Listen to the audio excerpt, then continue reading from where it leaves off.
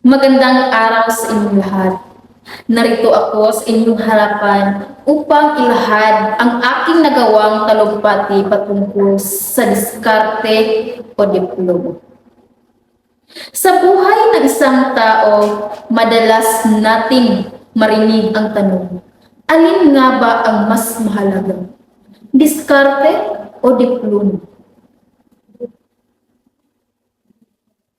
Isang tanong na tila simple, ngunit napakalalim ng kahulugan. Sa likod nito ay may pangarap ng bawat isa, ang makamit ang tagumpay sa buhay. May mga nagsasabi na hindi na raw kailangan ng mataas na pinag-aralan, basta marunong dumiskarte sa buhay. Mayroon ding mga naniniwala na ang diploma ay pinakamahalagang susi upang buksan ang pinto ng magandang kinabukasan. Dahil dito, nahahati ang opinyon ng marami. Diploma ba o ang diskarte? Ngunit sa aking pananaw, hindi dapat ito paghiwalayin. Ang diskarte at diploma ay hindi magkalaban. Sa halip sila ay dapat magkasama, nagtutulungan at nagpapalakas sa isa't isa upang makamit ang tunay na tagumpay. Ang diploma ay simbolo ng ating pinagdadaanan sa edukasyon.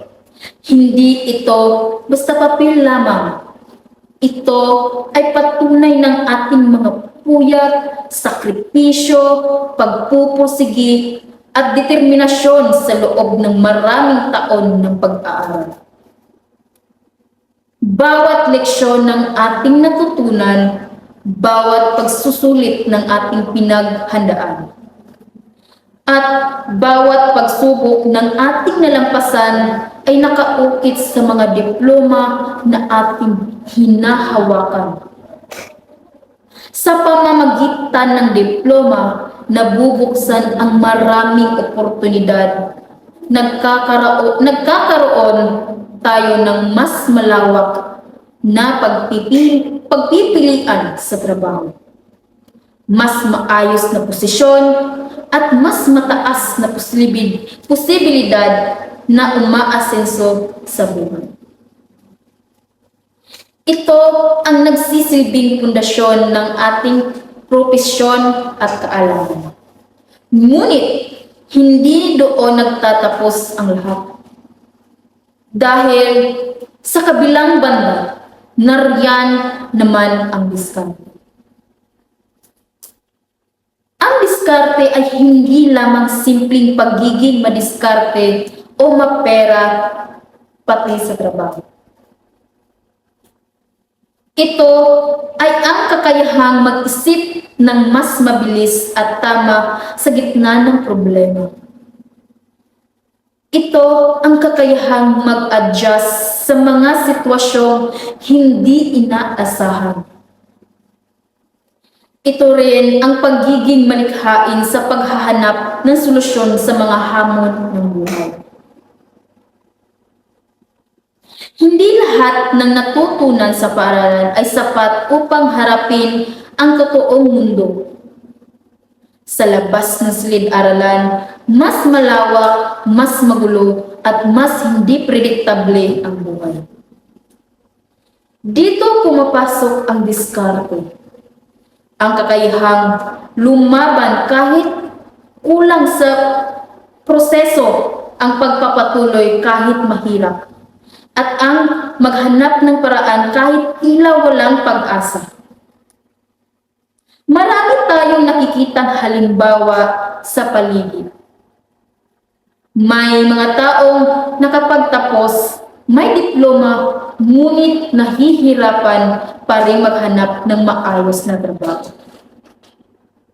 Hindi dahil kulang sila sa talino, kundi dahil minsan kulang sila sa praktikal na diskarte sa totoong mundo. Sa kabilang banda, may mga taong hindi nakapagtapos ng pag-aaral, ngunit nagtatagumpay sa buhay nakapagtayo ng negosyo, nakatulong sa pamilya at nakaahon sa kahirapan. Dahil sa kanilang sipag, tiyaga at diskarte, nakahanap sila ng paraan upang mabuhay at umangat. Ngunit kung ating isipin ng mas malalim, hindi ito dapat maging kompetisyon kung sino ang mas magaling. Ang mas mahalagang tanong ay, paano kung pagsamahin ang diploma at diskarte? Dito natin makikita ang tunay na kapangyarihan.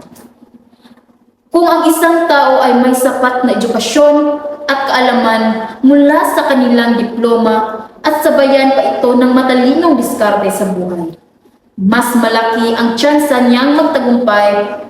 Ang diploma ang nagsisilbing pundasyon. Ito ang nagbibigay direksyon at kaalaman. Samantalang ang diskarte ay nagsisilbing tulay. Ito ang ginagamit upang maabot ang mga pangarap kahit may mga hadlang. Halimbawa, ang isang estudyanteng nakapagtapos ng kolehiyo, may maaaring magkaroon ng kaalaman sa kanyang larangan. Ngunit, kung siya ay marunong ding makisama, mag-adjust at maghanap ng oportunidad, hindi natatakot sa pagbabago at mas lalo siyang nag-aasenso. Sa panahon ngayon, hindi sapat ang puro diploma lamang. Hindi rin sapat ang puro diskarte lamang dahil ang mundo ay patuloy nagbabago. Ang mga kumpanya ay naghahanap ng taong hindi marunong kundi marunong ding umangkop at mag-isip ng ibang paraan. Kaya sa ating mga mag-aaral, huwag nating maliitin ang kahalagahan ng pag-aaral. Huwag nating sabihin, okay ang diskarte. Hindi kailangan mag-aral. Dahil ang edukasyon ay isang yaman na hindi mananakaw ni numan. Ito ay nagsisilbing gabay natin habang tayo ay naglalakad sa buhay. Ngunit kasabay nito, huwag din nating kalimutan ang paghubog ng ating kakayahang dumiskarte.